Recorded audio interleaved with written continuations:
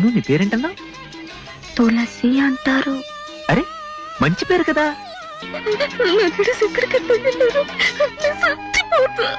ఏ పువ్వు ఏ తేటిదన్నది ఏనాడో రాసున్నది, ఏ ముద్దు ఏ మోవిదన్నది ఏ పొద్దు రాసున్నది.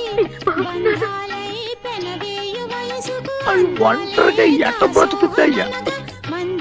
నా కోసం ఎదురు చూడకుండా ఇంకెవరిని పెళ్లి చేసుకుని ఇందులో రాశాను.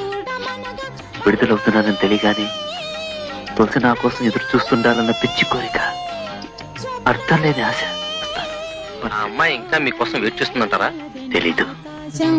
ఏనాటిదో అనురాగం ఆనాటిది, ఆవేశం ఏనాడు కలిగెను ఆనాడే తెలిసిందది.